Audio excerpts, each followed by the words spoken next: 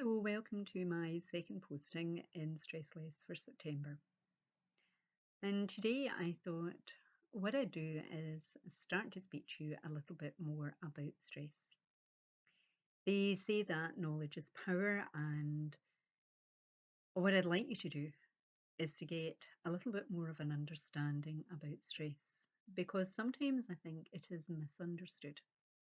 And sometimes that in itself causes us to perhaps avoid things that maybe we shouldn't be avoiding, giving us even more stress as we try and run away from things. So, stress in itself is actually the body's response to things that may be dangerous for us. Might be situations where we feel threatened, or situations where we feel those around us that we care for are threatened. And in actual fact, that's not a bad thing. We quite often say the stress of, but the of are things that are stressors, and it might be things like our 24-hour, 7-day-a-week lifestyle. We might simply be tired, and there is a stress that comes from tiredness. It might be financial problems, it might be health related concerns, it might be all sorts of things in this day and age, work related problems. But stress in itself may actually be one of the good guys rather than the villain. Let me explain. Stress causes one or two of three things. It either causes us to run away from situations. That's the flight bit. It may cause us to try and stand our own ground and to defend things, and that's the fight bit. Or it might just cause us that feeling of paralysis, as if we can't move. And that's the freeze bit. And for hundreds or thousands of years, mankind has been subjected to all sorts of threats. It might be physical threats, it might be other threats. And generally speaking, one or two of those strategies has helped to keep us alive. And so it continues on. However, sometimes 21st century life is not quite the same as perhaps it was at a simpler age in the past. Now, stress and that feeling in our body works by doing things like channeling blood supply perhaps to big muscles, helping you feel strong enough to fight or run away. It makes your skin cold and pale because of the blood going to other areas. It maybe causes a difference in the way you breathe, helping you breathe faster perhaps to run away, changes your blood pressure, changes your heart rate. But all of these things originally designed and used to keep you alive, to keep you well, to keep you safe. So maybe just have a little bit of a gentler view of the stress response itself, but we have keys. We have one specific key that can allow us to deal better with the stress and that feeling of being stressed. So, I'd like you to think perhaps about how you feel when you feel particularly stressed or anxious. And quite often you'll find yourself, if you really imagine it so much, you act it out. You might find your jaw tightens or your shoulders go up, or you're sort of sitting in that ready to pounce kind of position. Our body responds to what goes on in our mind. Our mind responds to what it's picking up from the feedback from our body. And this quite often can cause a cycle, like a vicious circle, of feeling stressed and then becoming tense in our body and then feeling more anxious and then becoming ever more tense. And what actually happens is it's very easy from that point of view to talk yourself into the fact that something is very wrong a feeling of doom, a premonition of terrible things. As I said, we have a key. Now, if you're feeling physically unwell, I would always advise you seek the advice of your doctor or another health practitioner first. But it may also be useful just to notice this little key. We can't easily, consciously change our heartbeat, nor can we really divert the blood supply from our big muscles perhaps to our skin, making us look less pale and perhaps feeling a little less sweaty. Muscle tension I went over in my earlier post, and that can help. The key can be your breath. I'd like you to notice that if you're feeling particularly anxious, you tend to have a little more tension in your shoulders and you tend to breathe from the top of your chest. Often because your breathing's a bit shallower, it might become a little faster. Sometimes that continues on and you become, or one can become, a person who's starting to hyperventilate, and you can feel dizzy, and that just sends a message back to say, look, things are really bad, and so that cycle continues. But our breathing was not designed to be always like that. Only in short bursts, in situations where you had to run away or fight for your life or that sort of thing. I wonder if you've ever seen a child sleep, or perhaps somebody that you're close to, lying down, falling deeply asleep. And you'll notice that breathing naturally changes. In that sleep, they are relaxed. And breathing tends to come from the diaphragm, that great big sort of concave bit of muscle that sits at the base of your lungs.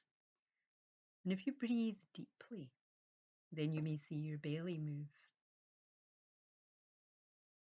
So that depth of breathing can actually be the key into changing a lot of the way the body is reacting. And we talk about 7-11 breathing, but sometimes that takes a little practice. Now, I touched on it yesterday. I touched on it when I said, imagine if you sigh out, a gentle, long sigh of relief. And that long sigh of relief starts to cause a calming effect in the rest of your body. Calmly, gently, relaxing. It sends little tiny messages to your mind that things are okay. And that then starts to change that natural physiological stress response. It starts to dampen it, it starts to reduce it.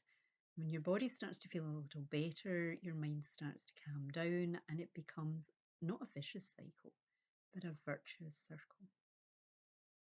And you can try it just now. You may find 7-11 is a bit difficult, so maybe you go for 3-5, 5-7 or 8, and those numbers relate to how you breathe. So you would breathe in for example, 5, just like this. And that's my in breath, and then pause. And then the out breath over a longer, slower time. Out gently, say over 7.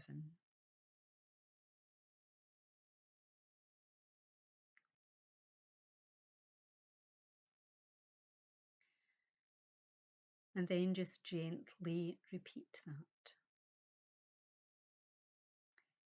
It's quite different from what I was told as a young person. If you're stressed, take 2 deep breaths. It's not quite like that. But gently practicing slower, methodical, deeper breathing has a calming effect on the body. That calming effect on the body allows your mind to become calmer and clearer. I'm going to do a very short, you can call it what you like, visualization or a little bit of an induction for hypnosis.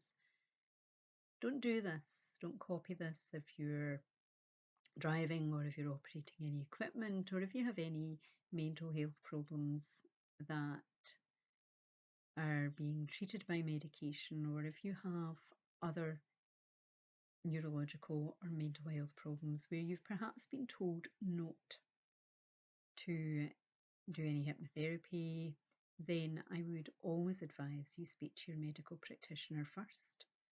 But just if you can find a time and a space where you're likely to be undisturbed, sit down or lie down. Make sure you're just gently, comfortably supported. And I'd like you just simply to allow your eyes to close, noticing any normal sounds from where you are. It can help you to feel comfortable and relaxed. Just the familiarity of those sounds helps you to feel that comfort and ease. And then from there, I'd like you just gently to become aware of your breathing. It's funny, as soon as you spend some attention on something like breathing, it may naturally change, but I'd like you just to allow yourself, first of all, a gentle, deep, relaxing sigh. Imagine you could sigh away any unnecessary tension or stress and just leave yourself feeling relaxed. Imagine as you sigh a little deeper next time, even more of that unnecessary tension just gently gets washed away out of your body. From the top of your head all the way through your body, through arms and legs, through hands and feet, and with every gentle in-breath, nice and slowly, allow yourself to feel you're breathing in a sense of hope, a sense of calm, and a sense of peace. And then again, a gentle breath out, allowing any residual tension or stress just to be breathed away, as if the air can just take it from your body, leaving you feeling that calm sense. And then in turn, breathing in a little more calm, a little more relaxation, a little more comfort and safety. I'd like you for a moment to imagine that you're somewhere where you feel very safe, very relaxed. In that place, I'd like you to really imagine that you're there, noticing things that if you were there, you would see.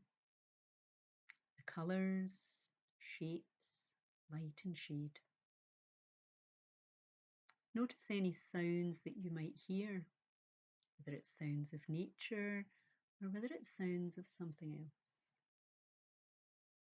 Noticing how loud or quiet that might be. Might be some music. Noticing the feeling of that place, how warm or cool the air is, how soft or hard the surface is that you're sitting on or lying on or standing on. As you breathe in slowly and gently,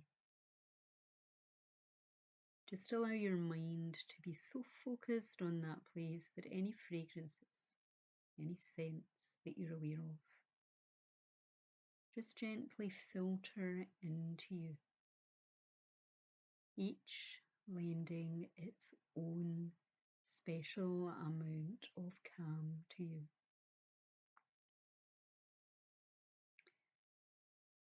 And sometimes in our busy lives, we just need a little time to rest and to be still. And I'd like you just now just to allow yourself that little bit of rest and relaxation. A little time of peace and calm.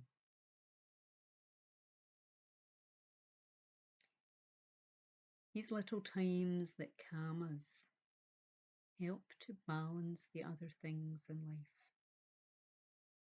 help to change our perspective. I'd like you to imagine that there's one little thing that in that place you could pick up, something that in your mind symbolizes peace, calm, perhaps hope or strength and resilience. Might even be something like a little memory of having got through tough times before, a strength in what you've already been through. It might be the reassurance, the fact that you in yourself are enough for that situation. And I'd like you to imagine that that little thing with that symbolism, it belongs to you now. You can have it, you can keep it, you can bring it back to here and now, and you can just imagine yourself doing that, and just imagine yourself walking back to the present time and place. In a moment or two, you're going to hear me counting very simply up to 5. As I do, you'll find yourself becoming more wide awake and more alert. As I count up to 5, normal, comfortable, relaxed sensation will be fully restored to all parts of your body, and normal sight to your eyes. And on 4, your eyes can open. On 5, you'll be fully alert, wide awake. But you will waken with this sense of peace and calm. You waken with a renewed understanding of a very positive, natural way to help yourself with times of stress. You waken perhaps with a sense of renewed optimism too. So wakening up, 1, 2, wakening up. 3, 4, open your eyes now. Normal sensation fully returned to you. And 5, wide, wide, wide awake. And you can take a big stretch. You can allow yourself to feel that ongoing feeling of positivity. So I hope you found that useful. Remembering that stress in itself, not always a bad thing, but you have a key with your breath, and you can allow yourself to breathe slower and more deeply. You can allow yourself to breathe out any unnecessary tension. And in doing so, you can give yourself that little opportunity of peace and calm, a little sense of empowerment. And I look forward to seeing you back at some time in the none too distant future. Thank you.